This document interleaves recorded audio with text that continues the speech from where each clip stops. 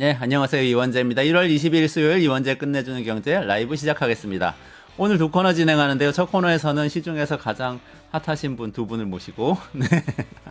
두 분 다 핫하세요. 김은지 시사인 기자, 박성태 사람과 사회연구소 연구실장님. 왜 핫한지는 조금만 기다려보시면 알 수 있습니다. 두 분하고 가장 핫한 정치 이야기 진행하겠습니다. 그리고 가지 마시고 이 질문 여러분들한테 드릴 테니까 30분 동안 한번 생각해 보시고 라이브 들으시면서 30분 뒤에 이분하고 같이 한번 해법을 찾아보세요. 이광재 명지대 석좌 교수 나오실 텐데요. 삼성 국회의원이잖아요. 강원도지사 하시고. 근데 어떤 문제냐면 윤석열 대통령이 용산에서 쿠데타를 일으켰잖아요. 근데 과연 다음 대통령도 용산에 가가지고 일을 할 수 있을 것인가? 할 수 없다. 답은. 그러면 어디로 가야 될 것인가? 어디로 가야 될 것인가? 이게 이제 질문입니다. 여기에 대해서 답이 있다고 그래서 모셨습니다. 다음 대통령 어디서 일하고 또 국회도 옮기자고 주장을 하세요. 그래서 국회는 어디로 가자는 건지 30분 뒤에 라이브 계속 시청해 주시고요. 그럼 먼저 끝내주는 기자들. 김은지 시사인 기자, 박성태 사람과 사회연구소 연구실장 모셔서 같이 진행하겠습니다. 안녕하세요. 어서 안녕하세요. 오세요. 안녕하세요. 네, 끝내주는 기자들인데 왜 이렇게 연구하시는 실장님 모셨는지 궁금해하시는 분들도 있을 것 같아서 기억을 대부분 하시겠지만 이제 박성태 실장님이 국내에서 가장 유명한 기자 중에 한 분이셨습니다. 전직 기자입니다. 전직 기자. 예, 기자를 졸업하시고 이제 예. 더 큰 핫한 이제 지금 평론가 지위에 오르셨다고 제가 들었는데. 정확한 워딩으로는 희망퇴직자입니다. 6년 남성의 가장 슬픈 이야기 희망퇴직. 갑자기 목소리 잦아드시는 것 같은데요. 아니 희망퇴직하고 박 실장님처럼 될 것 같으면은 그거는 로망입니다. 로망인 희망퇴직인데 오늘 또 뭐 중요한 일 하신다고 들었어요. 오늘요? 네, 아니 전 내일인가요? 여기저기 이제 다니면서 이렇게 보따리 풀고 네. 생계를 이어가는 생계형 평론가인데 제가 오늘 저녁 일정을 미리 오늘 진행자한테 저녁에, 말씀을 드렸습니다. 오늘 저녁에 한 토론회에 나가서 야당 대선 주자 토론회가 있습니다. 어느 100분 토론. MBC 100분. 네. 이미 공지가 된 사실이긴 해가지고요. 네네네. 백분토론 쪽에서 이미 올렸어요. 그래서 네네네. 이재명 대표가 나간다 이렇게 이재명 이야기했고요. 대표. 네. 예, 그리고 이제 패널로서 아마 박성태 실장님이 이제 질문을 야. 던지는 역할이기 때문에 네. 대선 주자 검증에 아주 큰 역할을 제가 할 것이다. 말씀과 압박을 드린 바가 있습니다. 혹시 무슨 질문 하실 예정이세요? 좀 준비하고 있습니다. 아니, 질문은 있고요. 이제 거기서 이제 토론하는 거죠, 뭐. 아니, 이재명 그 작가님이 대표가 이제 질문 짜서 네. 만들어 줬고, 그다음에 뭐 현 상황에 대한 윤석열 대통령 탄핵 헌재 흔들기, 뭐 정치 양극화 이런 얘기들도 좀 있을 것 같고, 민주주의 위기 이런 부분도 있을 것 같고요. 이재명 대표의 최근 뭐 예를 들어 노선 우클릭이냐 이런 얘기도 있을 것 같고 그렇습니다. 나오는 이슈들은 다 얘기하겠죠. 정당이다 그 얘기해서 저 오늘 아침 신문에 그렇죠. 여러 가지 얘기가 나왔던데. 예. 그건 어떻게 생각하세요? 실장? 저는 전략상으로는 뭐 괜찮다고 생각을 해요. 왜냐하면 이랬다 저랬다 하는 얘기가 막 있잖아요. 왜 이렇게 바꾸냐. 야당의 유력 대선 주자인데 너무 바꾼다라는 건데 아니야 난 그냥 중도 보수야. 이게 제일 전략상으로는 명쾌하거든요. 근데 이제 문제는 사실은 정책의 문제가 아니라 많은 분들이 이제 이재명 대표에 대해서 비호감을 갖고 있는 분들이 제가 생각하기에는 태도의 문제. 그렇다면은 사실은 자 민주당이 중도 보수 정당이다. 전 실제로 그렇다고 생각을 하는데 지금까지 진보를 표방했을 뿐이지 중도 보수다. 진보와 보수를 나누는 기준은 각자 사람마다 사실 다 다르잖아요. 근데 제 기준으로는 중도 보수라고 생각하지만 그러면 표방을 이제 중도 보수라고 하려면 그에 대한 논의 과정, 토론, 의견을 모으는 과정들이 필요한데 과연 그런 게 있었냐. 이런 비판은 받을 만하다고 봐요. 김은지 기자님.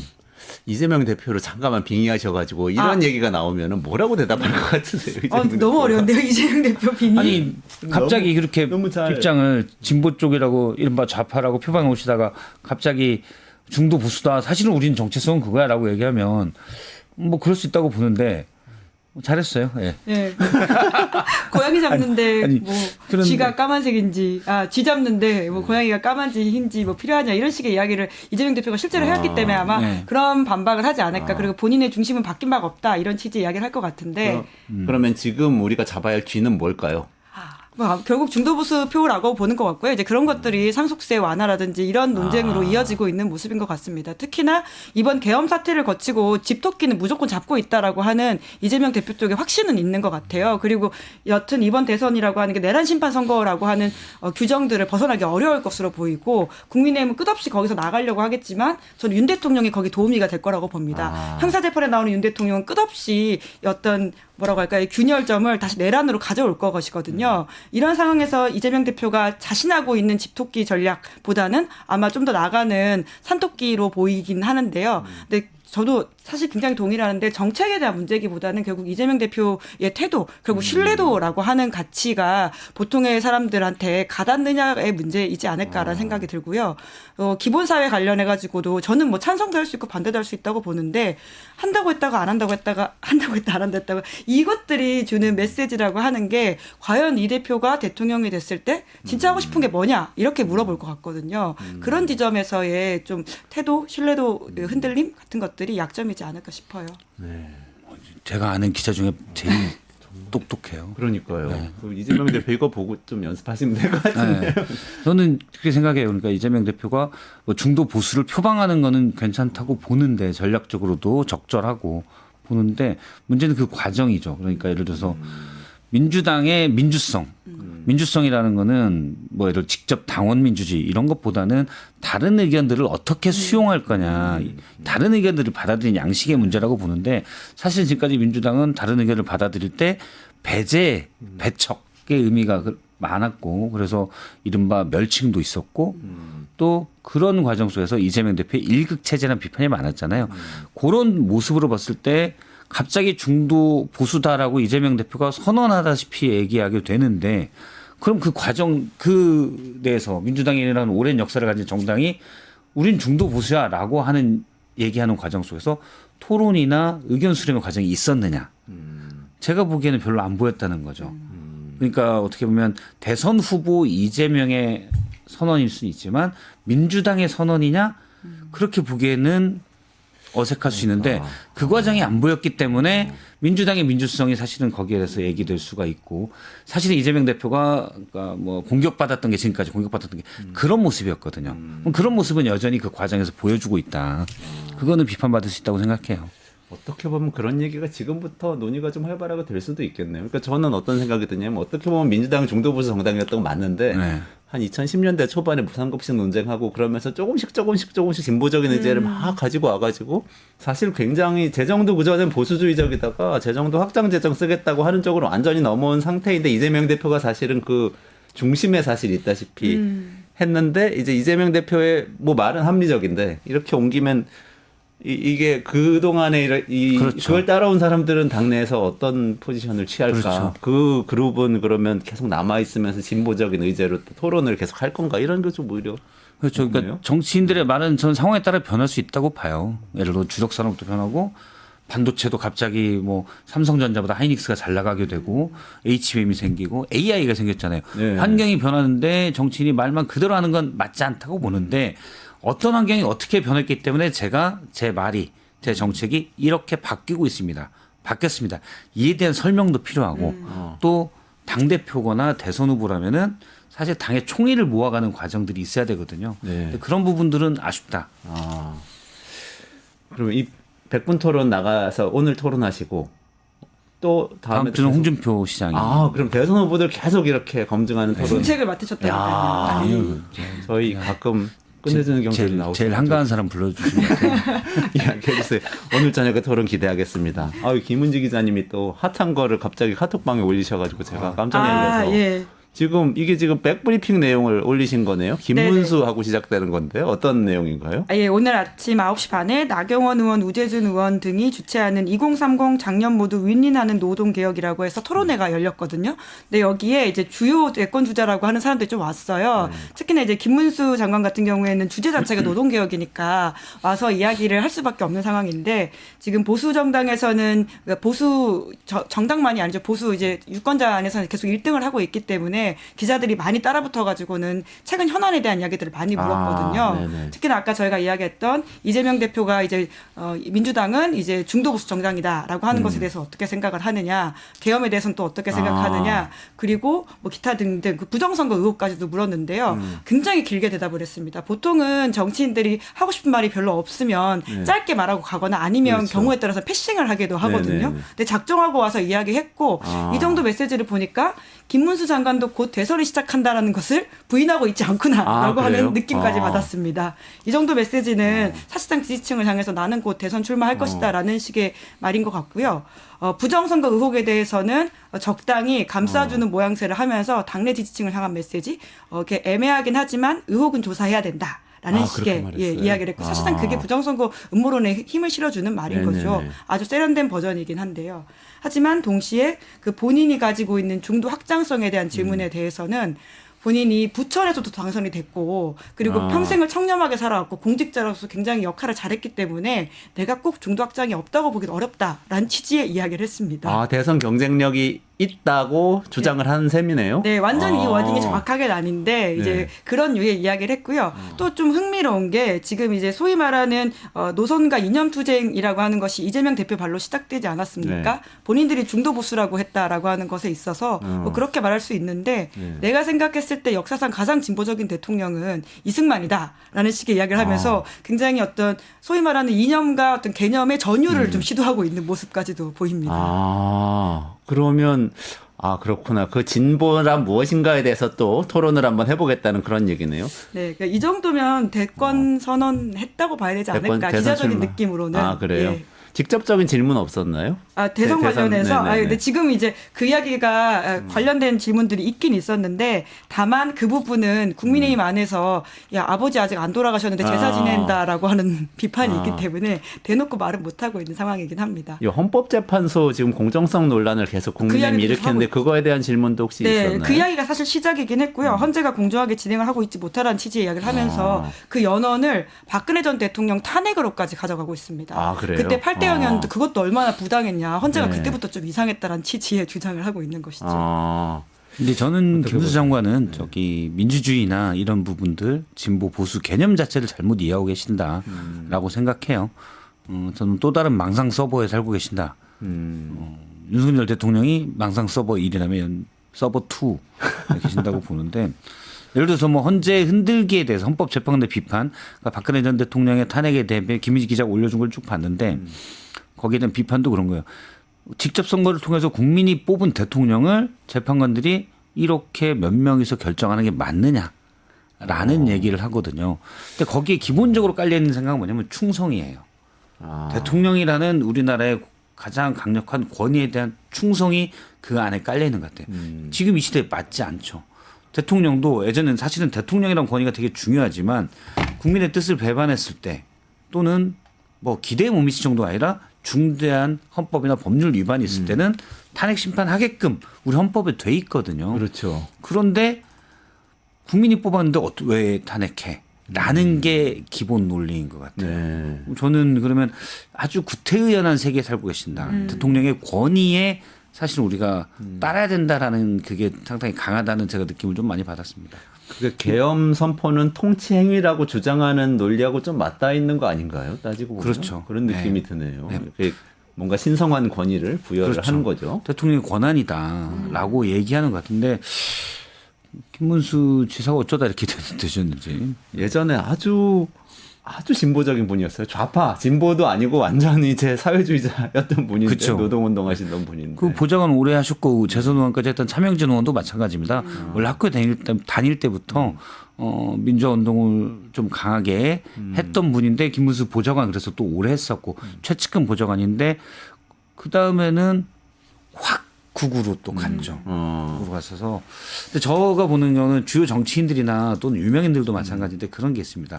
본인 어떤 잘못이 있었는데 본인이 생각하기에 과도한 공격을 받을 때 이 반발로 확 튀어나갑니다.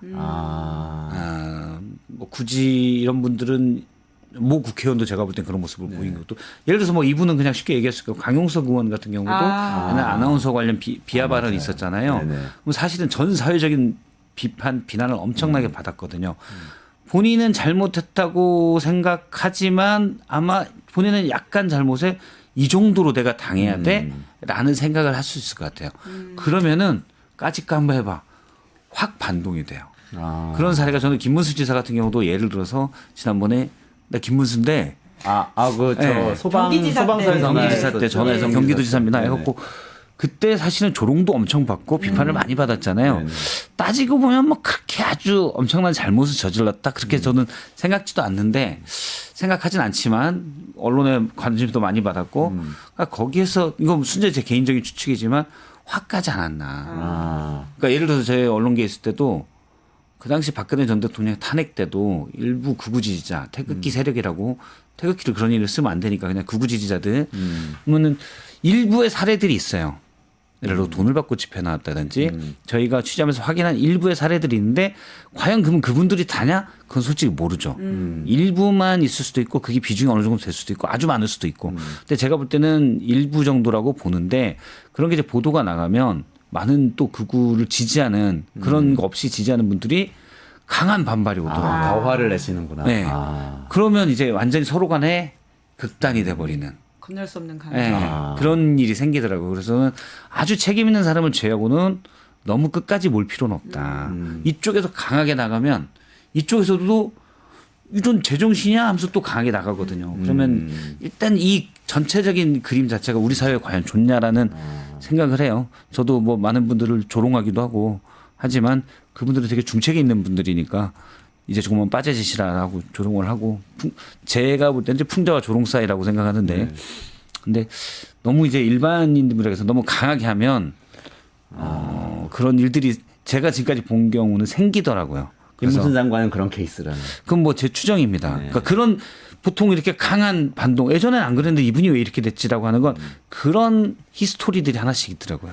그러니까 저도 말씀하신 것 중에 딱 귀에 꽂히는 게 이승만 전 예. 대통령이 가장 진보적이었다고 얘기를 하는 것은 우리는 다 사실은 역사 교육을 같이 받았기 때문에 그건 뭐 아니 이승만 대통령이 잘했다고 생각한다 하더라도 그거는 아니잖아 이런 생각이 사실 드는데 그걸 또 홍준표 시장이 이승만 대통령 얘기는 아니었는데 김구 선생에 대해서 이 김문수 그렇죠. 장관 얘기했던 예. 거 있잖아요. 그거를 예. 좀 비판하지 않았어요? 또 네, 오히려? 아무래도 이제 지금 김문수 장관과 홍준표 시장은 뭐라고 할까 제로섬 관계라고 볼 수 있거든요. 특히나 이제 국민의힘 안에서의 경선 경쟁자라고 한다면 지지층이 꽤 겹치는 게 있습니다. 김문수 장관이 뜨다 보니까 상대적으로 홍준표 시장이 좀 가라앉은 게 있거든요. 네. 그래서 홍 시장이 지금 어떻게 보면 본인 입장에선 가장 이제 약점이라고 생각할 수 있는 김구 중국 국적설에 대해서 김문수 장관을 공격한 건데 네. 이제 그에 대해서 본인의 생각이 틀리지 않았다는 취지의 이야기를 제가 아까 한 것으로 봤는데 정확한 워딩을 조금 찾아가지고 다시 좀 네. 말씀을 드리도록 하겠습니다. 네네네. 예. 김구 중국 국적 발언을 김문수 장관이 했었다는 거죠. 예, 그거는 사실 문제적 발언이라고 할 수 네. 있죠. 이제 여기에 대해서는 이제 아무래도 뉴라이트식 사관이라고 할까요? 이런 식의 이야기들을 계속 가지고 오면서 역사에 대해서는 이미 우리나라 사학계가 상당히 연구가 되어 있고 지금 건국 초기에 연구가 덜 돼 있는 게 있는데 이제 그런 것들 바탕으로 봤을 때 본인이 하는 이야기다라는 취지의 말을 하고 있긴 합니다. 저는 이제 어쨌든 국민의힘 경선 얘기를 다 정리하시고 다음 얘기로 넘어가시죠. 국민의힘 경선이 이렇게 진행이 되면은 어떻게 보면 되게 험악해질 수도 있겠다는 느낌도 들어요. 이렇게 막 역사 논쟁하고 그러면요, 사실 일반 국민들이 보기에는 내 삶의 문제하고는 별로 상관이 없는데 그들끼리는 되게 막 김구는 중국 사람이었네 아니었네 이런 얘기, 이승만은 진보적이었네 아니었네 이런 얘기 갖고 싸우면 참. 사실 뭐 국민의힘 지지자들 입장에서는 되게 곤혹스럽지 않을까 하는 생각도 드는데. 그렇죠. 사실 여권 지도부도 예를 들어서 홍준표 시장은 모르겠지만 김문수 장관이 부각되는 건 부담스럽죠. 아니 되겠어요? 이게 제가 지난 2020년 총선 때 얘기했었는데 당시 황교안 대표가 광화문에 매일 나가서 시위에 가서 이른바 뽕을 맞는 거거든요. 네네. 당시 정광훈 목사 일당들의 열렬한 지지. 나중에 같이 단식도 했었잖아요. 그런데 그때 여권 관계자들 만나면 그분들이 일부 경계하는 그런 얘기를 하더라고요. 한교안 대표가 정치권에 온 지 얼마 안 돼서 저걸 모른다. 예를 들어서 뭐 한 10,000명이 있다고 해봐요. 10,000만 해도 상당히 많은 사람들인데 광장에 10,000명 정도가 쭉 있어서 막 열광을 해요. 내 이름을 부르고. 그러면 거기에 이른바 뽕이 맞아서 확 크게 맞고 진실인 것 같지만 나중에 그 당시 뭐 비례대표 투표나 그때 무슨 기독자유당인가요? 뭐 그런 이름이었는데 정광훈 당이 그때도 당이 있었는데 자유통일당. 네. 그런 당의 득표를 보면 절대 안 될 거다 실제로. 근데 뭐 앞에서 목소리는 크지만 실제 하나 둘 셋으로 카운트되는 이 표에서는 약하거든요. 왜냐하면 그런 극우적 극단적 생각을 갖고 있는 분들이 소수기 때문이죠. 근데 앞에 큰 거에 매몰돼 버리면 표심을 민심을 제대로 못 따라갑니다. 황교안 대표가 전형적인 케이스라고 전할 수 있는데 그거를 국민의힘 지도부는 전 알 거라고 생각해요 지금. 그래서 얼마 전에 오세훈 시장이 분권형 지방 분권형 개헌 토론회를 했을 때 많은 의원들이 찾아간 건 어차피 김문수 장관은 못 될 거야. 또는 혹시 저쪽으로 몰리면 안 되니까 일단 이쪽에 그래도 어느 정도 상식적인 얘기를 하는 선 위에 올라 있는 분들에게 힘을 실어줘야 돼. 아마 이 생각들이 좀 있지 않았나라는 생각을 합니다. 당 이름이 많이 바뀌어가지고 제가 방금 확인해봤는데요. 2020년은 기독자유당입니다. 기독자유당. 예. 아. 많이 바뀌어가지고. 근데 박 실장님 죄송합니다만 그건 희망이신가요? 아니면은 전망이신가요? 전망이에요. 그러니까 지금 말로는 예를 들어서 겉으로는 그러잖아요. 예를 들어 조정훈 의원 얼마 전에 대선 얘기에 대해서 내가 있는 한 누구도 대선 얘기, 조기 대선 얘기 꺼낼 수 없다. 말도 안 되는 소리죠. 아버지가 살아계신데 그런 그렇죠. 건가요? 그 얘기인데 그러면 정말 국민의힘에서 그거 안 하냐? 그건 그냥 대외적인 메시지일 뿐이고 또 누구도 네 하고 그냥 흘려들을 정도의 얘기일 뿐이고 물밑에서는 전혀 그렇게 안 움직입니다. 당연히 이분들도 조기 대선이 일어날 것을 거의 확신하고 있고 거의 준비를 하고 있죠. 김문수 장관도 이렇게 얘기하고 있지만 제가 알기로는 뭐 여권들에 좀 일 좀 잘한다는 이런 분들에게 우리랑 같이 하자. 뭘 노동부 가서 일합니까? 뭘 같이 해요. 대변인들 이런 사람들 좀 능력 있는 분들 같이 합시다 이런 요청이 온다고 그러더라고요. 노동부 대변인 할 거예요.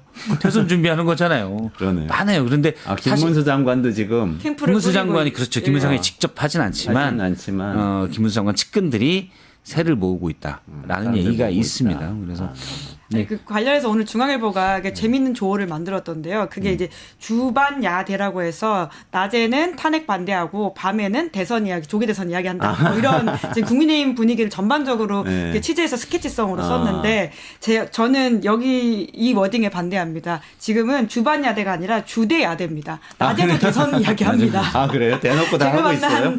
사람들은 다들 지금 낮이건 밤이건 사실 대통령 탄핵은 이미 기정사실화라고 생각을 하고 있고요. 대선을 어떻게 꾸려야 될지에 대한 관심이 모두 가 있고 심지어 혹시 지방선거가 언제인 줄 아세요? 저는 내년 6월이라는 걸 까맣게 잊고 있었거든요. 그렇죠. 여의도 사람들의 26년. 문법은 정말 모든 것이 선거를 위주로 돌아가기 네네네. 때문에 내년 지방선거를 염두에 두고 본인의 또 이런 공천권들을 행사해야 되는 부분이 있잖아요. 그러니까 그렇죠. 이게 다 유기적으로 돌아가서 그런 이야기들을 대부분 하고 있습니다. 네, 대통령만 지금 저렇게 계시는 거죠. 사실 아버지가 살아계시는 거 아니라고 다들 생각하고 있다. 이런 뜻인 것 같은데요. 상조보험은 이미 다 들어놓은 거죠. 탄핵 인용된다. 그렇죠. 반 다 짜놓고. 그런데 그분들이 대선이 될 걸로 생각하고 있는데 김문수 장관으로 대선을 치를 수 있느냐?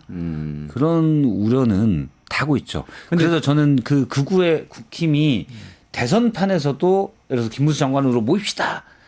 국민의힘 지도부가 그런 생각을 할 거라고 생각하지 않아요. 근데 그렇다고 가능성이 0%냐? 그건 아니죠.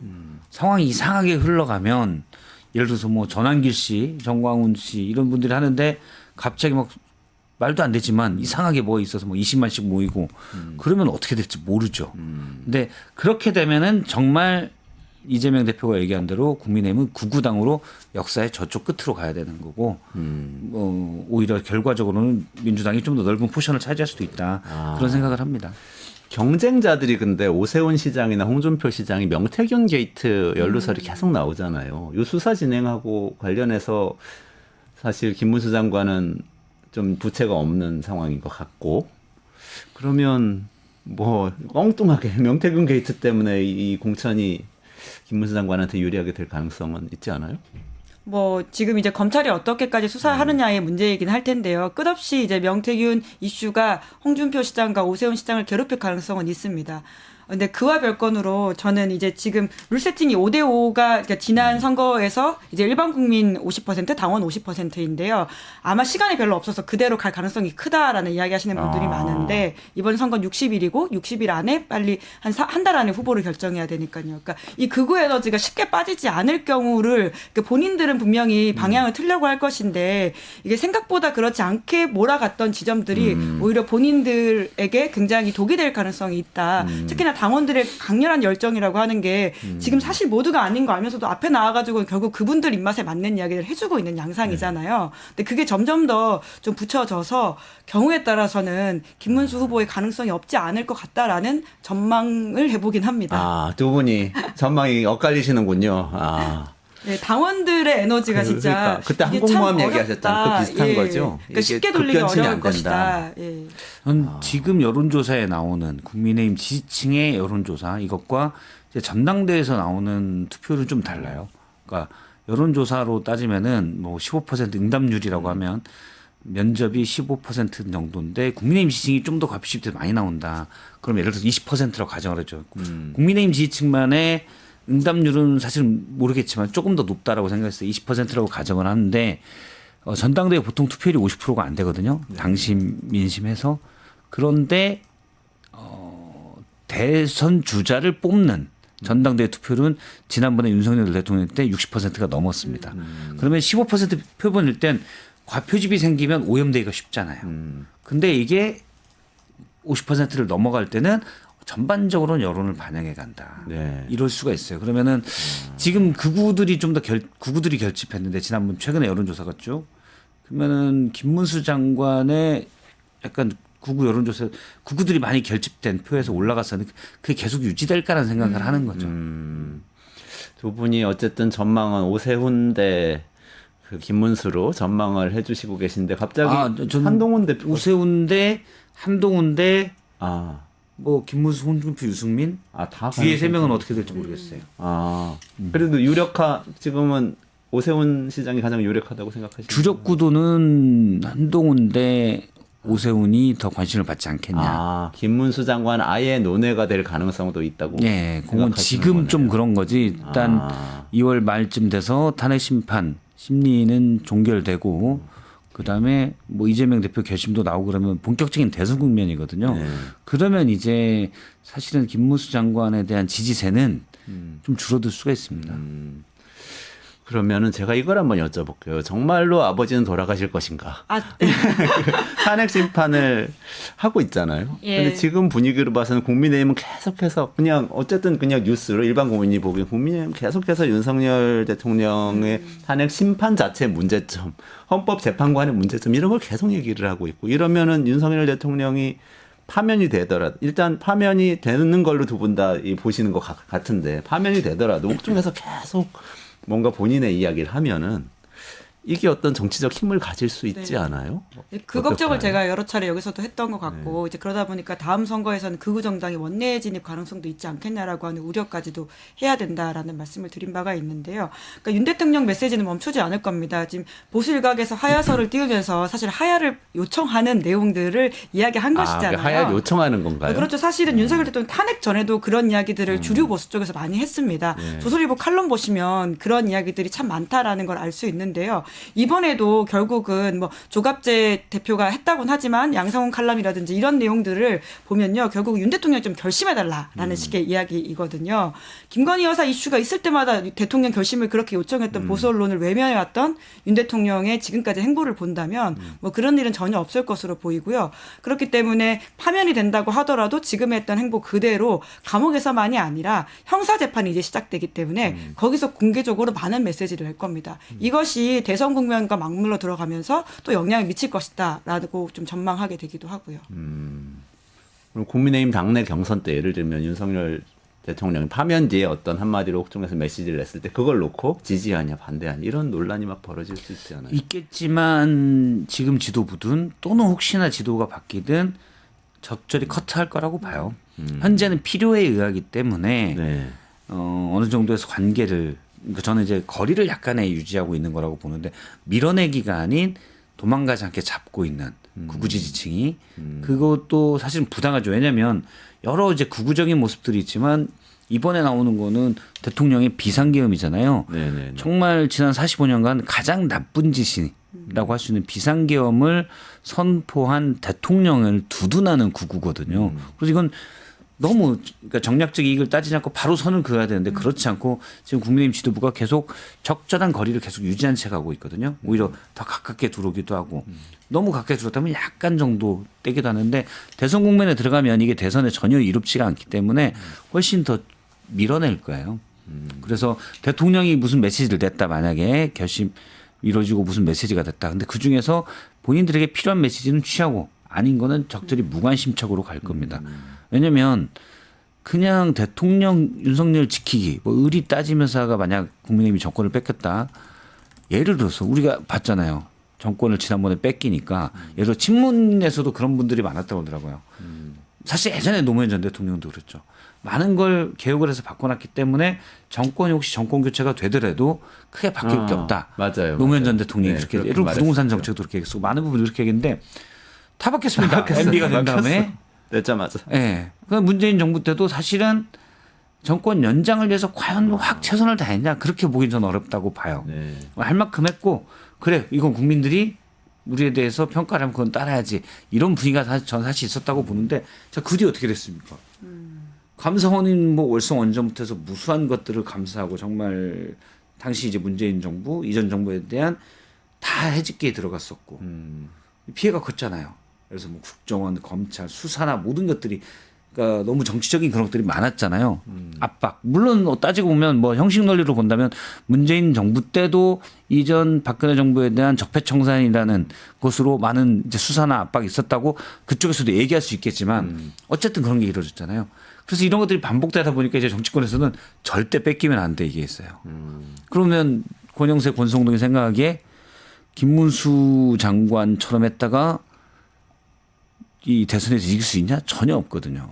그래서 적절한 거리를 충분히 둘 거다. 좀 더 이제 먼 거리를 둘 거다라고 생각을 합니다. 그렇게 생각하세요. 아니 근데 예를 들어서 여기 국민의힘 전체 당원 마음은 그럴 수도 있을 것 같아요. 근데 예를 들어서 김문수 장관이 막상 공천 그 경선 레이스 시작했는데 뒤처진다 그러면 예를 들어서 저는 윤석열 대통령 사면하겠습니다. 예를 들면 이런 이제 공약을 했을 때 그러면 반대편에서 대응을 해야 되잖아요. 그럼 그걸 가지고 싸우다 보면 뭔가 다른 상황이 펼쳐지지 않을까. 거꾸로 한동훈 대표가 도저히 안 되겠으면 저는 윤석열 제명하겠습니다. 뭐 예를 들면 이런 식으로 나오면. 제가 놀랍게도 아직도 제명을 못하고 그러니까 있죠. 아직도 당원인 거 아니에요? 예, 그렇죠? 본인 말로는 1호 당원이라고 했었었죠. 그러니까요. 예. 그런 걸 가지고 싸우기 시작하면 달라지는 거 아니에요? 근데 만약에 저는 이번 대선에 국민의힘 주자들이 나오면 본선에서는 이제 민주당 후보, 국민의힘 후보 그리고 예를 들어 다른 당 후보들이 있을 때 본선 토론회에서 일단 주제 중에 하나는 사면이 될 것 같아요. 예, 그렇죠. 어떻게 할 거냐. 또 국민의힘 주자들이 여기서 명확히 얘기를 해야 되죠. 그런데 만약에 저는 사면이라고 얘기하는 순간 그분은 이제 대통령은 절대 안 되죠. 아웃. 네. 네. 왜냐면 한 20% 15에서 20% 사이 지지자 빼고 나머지는 다 반대할 거라고 봐요. 그러니까 투표의 실제 77%의 투표율에서는 많은 분들이 거의 다 반대할 거라고 보기 때문에 절대 안 되고 그런데 그러면 이분들이 경선 때는 어떨 거냐? 경선 때는 이제 경선 때부터 분위기를 지도부가 약간 그런 쪽으로 몰고 가줘야 국민의힘 후보가 그런 것들을 얘기하고 본선에서도 비슷하게 얘기할 수가 있거든요. 근데 경선 때 너무 극우 분위기가 많아버리면 주자들은 당연히 이제 경선에 투표 신경 쓰니까 그 얘기를 자신 있게 못하고 얼버무릴 수가 있어요. 그러면 이제 본선에서 그것들을 강력하게 비판을 받겠죠. 그러면 또 본선에서 경쟁력은 떨어지고. 뭔가 트랩에 걸린 것 같은 느낌도 드는 윤석열 트랩 같은데 걸릴 것 같은 느낌도 드네요. 그렇죠. 김 후보들이. 근데 아마 지금 분위기상이라면 저는 딱 지금 이 시점 아직 탄핵 심판이 진행되고 있는 이 시점이라면은 사면은 절대 안 되라고 누군가 강경하게 얘기한다. 약간은 불리하겠죠. 그리고 어쨌든 지금 한동훈 대표 그래서 이 참여를 늦추는 게 그런 얘기들을 강력하게 해줘야 되잖아요. 네네. 물을 거거든요. 어떻게 할 거냐, 제명 어떻게 할 거냐, 사면 어떻게 할 거냐. 그럼 본인은 본인의 지지자들이 기대하는 대로 얘기를 해줘야 돼요. 사면 안 된다고 해야 되고 제명은 적절한 시점에 뭐 이런 식으로 얘기를 해야 되거든요. 근데 지금 구구 지층이 목소리가 큰데 어쨌든 데시벨이 높은데 굳이 싸울 필요는 없거든요. 지금. 그래서 지금 시간을 늦추고 있는 거라고 봐요. 아, 그렇군요. 정리를 해보자면 어쨌든 지금 헌법재판소 속도는 윤석열 대통령이 요청했던 그 변론 연기도 예. 받아들이지 않았고 그래서 마지막 변론이 아마 20일이 마지막 변론이 될 것 같죠. 그러면 아마 3월 중순쯤에 이제 심판 결과가 나올 거고 인용 결과가 나올 것으로 보이고 권영세 비대위원장, 국민의힘 비대위원장도 관훈 토론회에서 헌재 결정은 받아들일 거라고는 또 얘기를 했네요. 헌재 때리기 계속 하면서도. 아니, 안 받아들이면 어떡할 건가요? 반정부 투쟁을 할 것도 나라가 아니고. 망하는 거죠. 예, 국가기관이고 헌법기관인데 안 받아들인다라는 이야기하는 자체가 사실 불가한 것들인데 네. 이런 질문을 해야 될 이 현실이라고 하는 게 좀 서글프다라는 생각도 듭니다. 아 근데 자꾸 이 윤석열 씨가 몸부림을 치니까 그런 건데 그렇죠. 김종대 그 전 의원 정의당 의원 저희 방송도 자주 나오시는데 그 계엄 해제 직후에 윤석열 대통령 입에서 술 냄새가 났다는 증언이 있다 이 예. 얘기했다가 고발당했어요. 네. 박지원 의원도 고발당했고. 박지원 의원도. 예. 그래서 고발까지 할 정도로 이렇게 적극적으로 하는 거는 계속 정치 행위를 하고 있는 거 아니에요? 제가 근데 어떻게 그 될까요? 고발건 보면서 무슨 생각을 했냐면 사실 박지원 의원 관련해서는 이제 그 계엄의 어떤 뭐라고 배경과 어떤 트리거에 김건희 여사가 있다 그리고 영태균 게이트가 연루돼 있다는 취지 이야기거든요. 물론 블랙핑크 이야기를 하긴 했지만, 네네네. 근데 사실 그 이야기는 영태균 씨가 가장 먼저 했습니다. 아. 박범계 의원과 특별접견에서 만나가지고는 왜 12월 3일이었냐라고 하는 것에 대해서 자기의 황금폰에 쫄아서라는 이야기를 했거든요. 그럼 영태균 씨는 왜 고발을 안 했지? 저는 이 생각이 당장 드는 거예요. 하다못해 김건희 여사의 48분 텔레그램 통화 관련해가지고는 김상민 검사 공천에 관여했다라고 하는 정말 충격적인 이야기를 했는데 그게 사실이라면 그러니까요. 네. 여사에 대한 수사 혐의가 더 늘어나는 것이거든요. 뉴스토마토에서 또 한 건 예. 했죠. 관련해가지고 네. 또 고발사주 대상이다 이런 것도 네네네. 오늘 아침 보도를 하셨는데, 네. 근데 그 건에 대해서는 대응을 안 하는데 김종대 의원과 전 의원과 박지원 의원 건에만 이렇게 또 반응을 하는 거는 나머지 건에 대해서는 그럼 인정을 하는 건가? 오히려 약간의 의문들이 들더라고요. 나머지 건 인정하는 거다. 의문이 든다. 요새 그거를 조심해야 됩니다. 박지원 의원님이 거기서 말을 약간 실수하신 거 있는 것 같아요. 오빠, 예. 오빠 빨리 계엄해. 예, 그러니까 예를 들어서 대통령 오빠 뭐 11월 이런, 초에 그 창원지검에서 수사 결과 보고서가 올라갔는데 올라간 거에 이제 명태균 씨의 카톡 엄청나게 많이 있었잖아요. 그 부분을 가지고 보고는 오빠 빨리 계엄해. 이러다 우리 다 죽어. 뭐 이랬다고 그거는 이제 박지원 의원의 가상으로 이제 얘기를 한 거죠. 그런 맥락으로 얘기를 했을 것이다. 그다음에 이제 최근 인터뷰에서 그 뒤에 한 줄을 더 붙였어요. 본인 그렇게 생각하는데 윤석열 대통령이 뭐 조금만 틀려도 다 고소고발하는데 내가 방송에서 여러 번 얘기를 했는데 네. 고소고발을 안 하더라. 그래서 이 얘기가 맞는 것 같다 그랬거든. 그 얘기를 듣고 고발할 것 같다는 느낌. 도발설. 박지원의 도발설이네요. 도발설. 박지원 의원이 요새 대권 주자로서도 관심이 있다고 이야기하시더니 오히려 네. 도발을 하신 게 아닌가라는 생각도 그런 드네요. 생각이 고 멘트를 했거든요. 지난주인가요? 이번 주입니다. 이철이 예. 인터뷰 수석이 때 대행으로 하는. 그렇죠. 거기서 아니 제가 원래 이런 얘기하면 다 고발을 하는데 안 하더라고요. 그럼 그게 맞는 거죠. 그 다음날 바로 고발했어요. 그래서 그런 게 혹시 영향을 준 건 아닐까라는 생각도 좀 하고. 술 마신 거 아니다라는 것도 이제 명확하게 이야기하기 위해서. 박지원만 하기 뭐하니까 이제 김종대 의원까지 같이 하지 않았을까. 지금 근데 이 김상민 검사 이야기 나온 거 있잖아요. 예. 조금 이어서 여쭤보자면 명태균 씨한테 그 김건희 여사가 공천 청탁이라기보다 좀 공천을 할 테니 잘 봐달라 이렇게 부탁을 한 셈이라는 건데 이분이 고발 사주 사건의 수사 대상자라는 걸로 이렇게 쫙 엮여 있잖아요. 이것도 크게 번질 가능성 있는 사건 아닌가요? 어때요? 앞으로 이 명태균 수사가 계속된다면.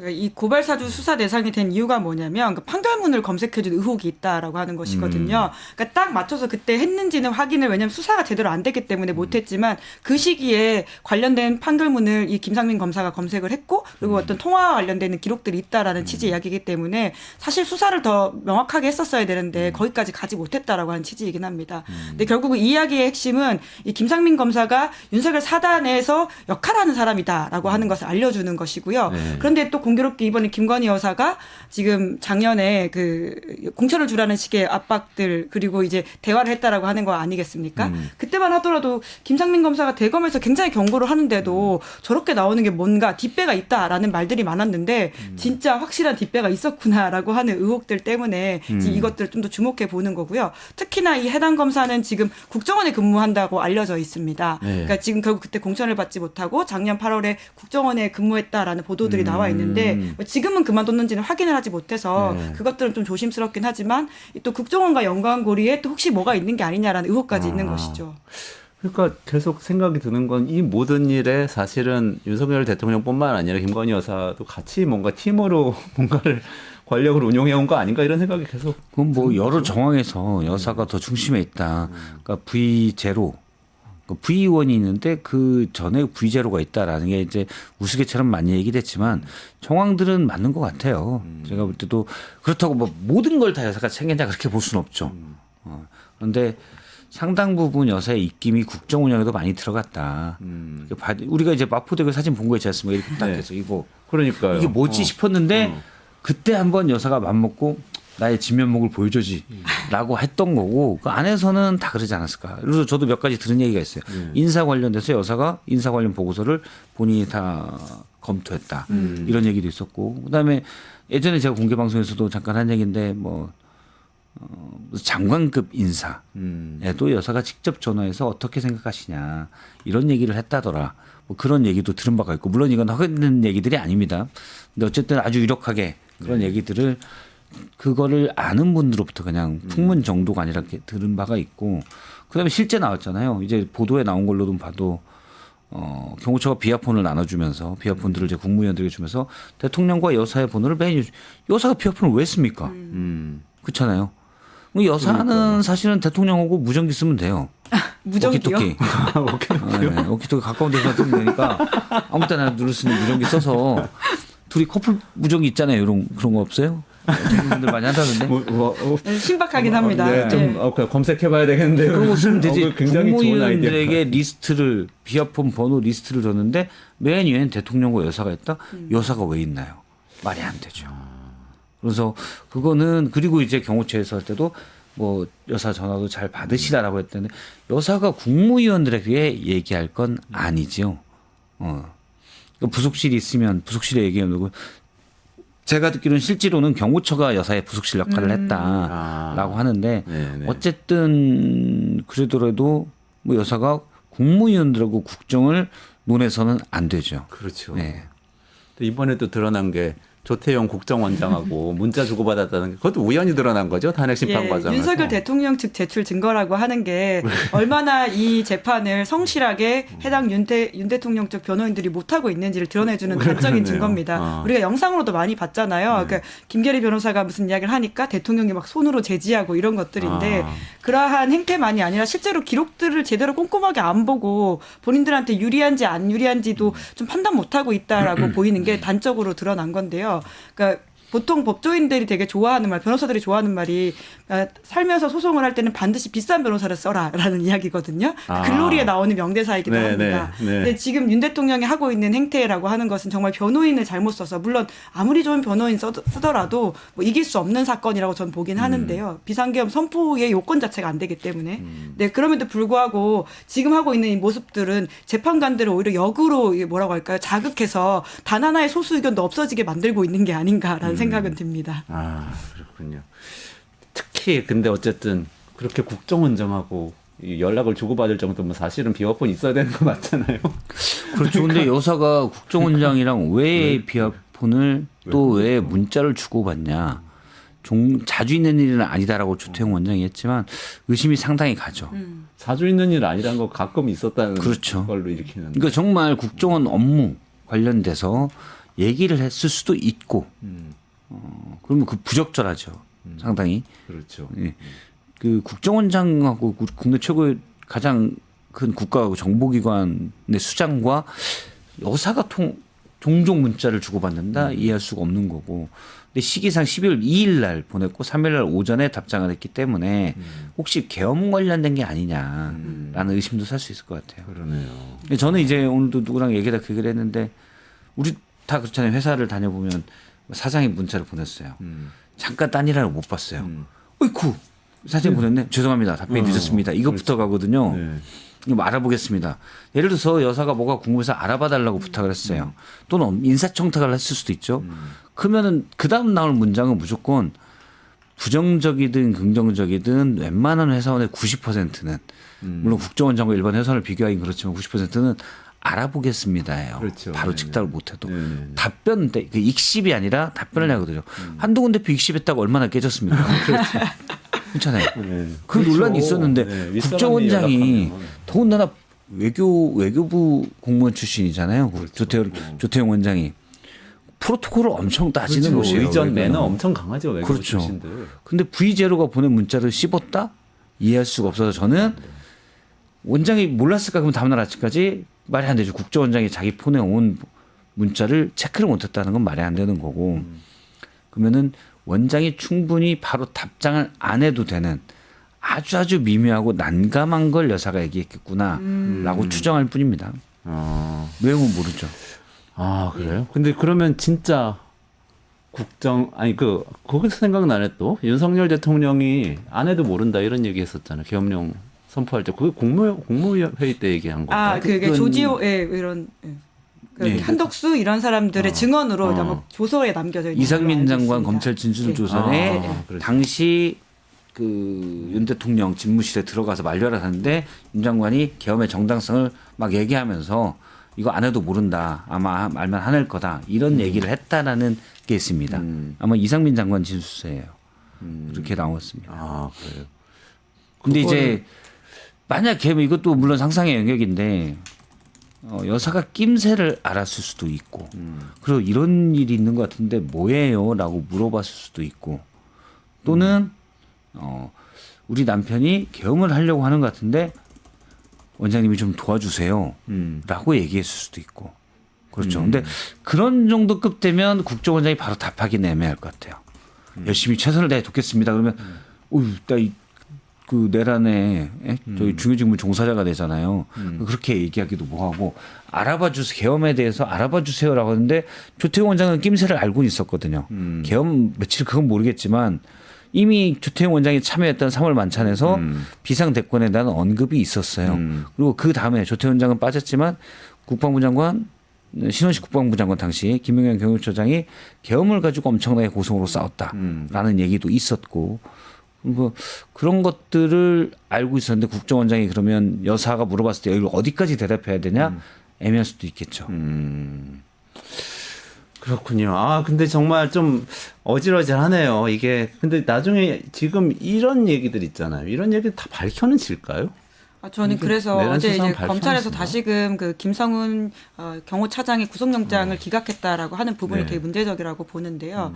그 결국은 이제 김건희 여사로 이제 이어지는 그 비아폰 서버 관련된 수사를 막으려고 하는 게 아니냐라는 의심을 할 수밖에 없고, 그러니까 보통 구속영장의 사유 세 가지가 이제 증거인멸의 우려, 도주의 우려, 그리고는 이제 사안의 중대성이라고 합니다. 근데 제가 법조인들한테 좀 물어보니까 이 도주의 우려라고 하는 게 단순히 도망간다는 게 아니라 그 관련된 수사기관에 혹은 재판에 제대로 참석하지 않는다라고 하는 것이 도주의 핵심이라고 하는데 김성훈 차장 같은 경우 이미 제대로 오지 않았다라고 하는 전력들이 있고요. 뿐만 아니라 그 비아폰 서버 관련해 가지고는 삭제란 지시를 했지만 듣지 않았다라고 하는 경호처 간부들의 증언도 있습니다. 그래서 이미 두 가지 요건들이 차 있는데 계속 이 사안의 중대성에서의 아마 직권남용 부분이 좀 법리적으로 문제가 있다고 검찰에서 이야기를 하는 것으로 알려져 있는데요.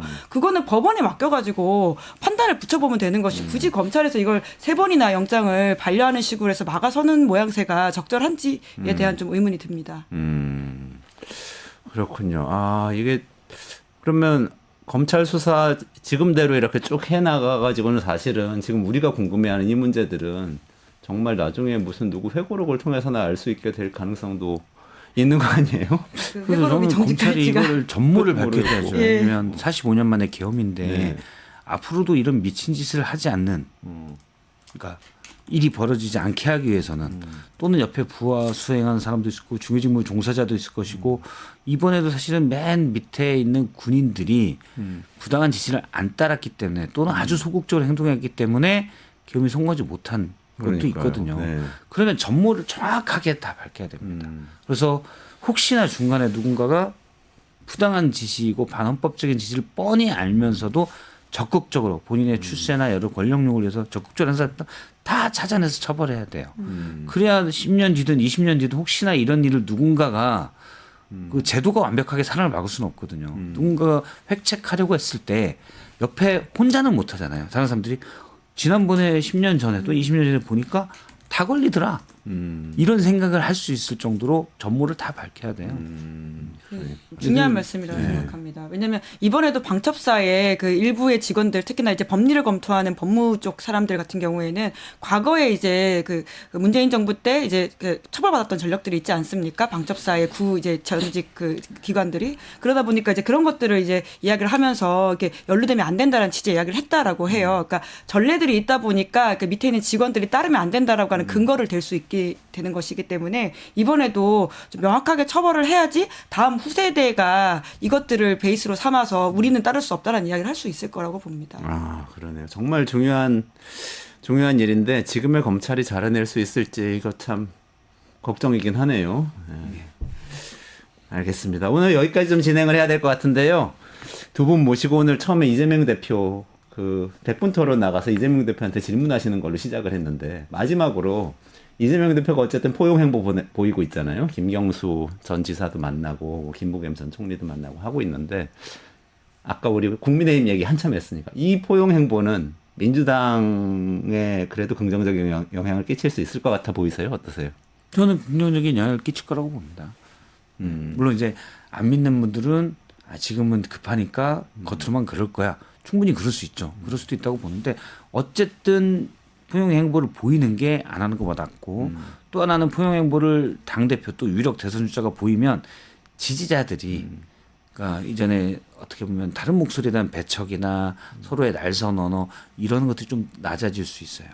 저는 상호 비판은 당연히 해야 된다고 보지만 너무 다시는 안 볼 사람, 같은 하늘을 지고 있을 수는 없는 사람처럼 할 필요는 없다. 특히 당내에서 원래 내부 갈등이 더 심하잖아요. 그런 것들 그러니까 하나의 규칙처럼 그런 것들 좀 조심해야 된다고 생각하는데 민주당에서는 사실 그런 모습들이 많이 안 보였었는데 당 대표가 그렇게 하면 다른 분위기도 좀씩 바뀌겠죠. 그게 아까 말씀하셨던 태도의 문제를 네. 좀 해소하는 그런 방법이 될 수 있을까요? 예, 저는 뭐 꼭 정치인만이 아니라 늘 위약보단 위선이 낫다라는 입장을 가지고 있습니다. 하는 척이라도 하는 식으로 해야지 그것이 공표되고 그렇죠. 또 가지는 영향이 있거든요. 그래서 실제로 어떻게 생각하는지와 다르게라도 그러니까 계속 하는 것이 중요하다라는 말씀 드리고 싶습니다. 아, 착한 척이라도 하자. 예, 오늘의 뭐 꾸준히 교훈인 것 하는 게 같습니다. 중요하죠. 착한 척을 꾸준히. 예. 그럼 헌법재판소에 나온 윤석열 대통령처럼 하면 안 되는 거네요. 그래도 착한 척이라도 해야지라는 생각을 하면서 오늘 두 분 말씀 마무리하고 정리를 해야 될 것 같습니다. 제가 아까 이광재 교수하고 코너 진행한다고 말씀드렸는데 약간 착오가 있어서 코너를 뒤로 미뤘습니다. 그래서 다른 날 진행하기로 하고요. 오늘은 여기서 이원재 끝내주는 경제 마무리해야 될 것 같고요. 오전 11시에 매일 진행하니까 내일 오전 11시에 다시 좀 찾아주시면 좋겠습니다. 오늘 같이 말씀 나눠주신 떠오르는 스타 박성태 실장 이미 떠오르신 것 같아요. 희망퇴직자. 네, 모두가 갈구하는 희망퇴직자의 길을 걷고 계신 박성태 실장님 그리고 시사인의 또 유명 앵커이신 김은지 기자님 두 분하고 같이 여기서 인사드리고 물러가겠습니다. 고맙습니다. 네, 감사합니다. 고맙습니다.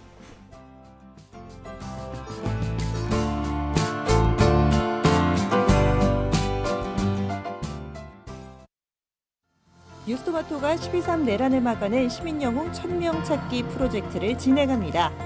내란을 막고 탄핵 소추를 이뤄낸 시민영웅 1000명을 찾아내 대한민국 민주주의의 역사로 기록하고 시상해 본보기로 삼음으로써 민주주의를 더 널리 확산하기 위한 프로젝트입니다. 이 과정에 직접 참여했거나 참여자를 추천해 주실 분들은 아래 메일로 제보해 주세요. 많은 참여 바랍니다. 뉴스토마토와 함께 해주실 분들의 응원을 기다립니다.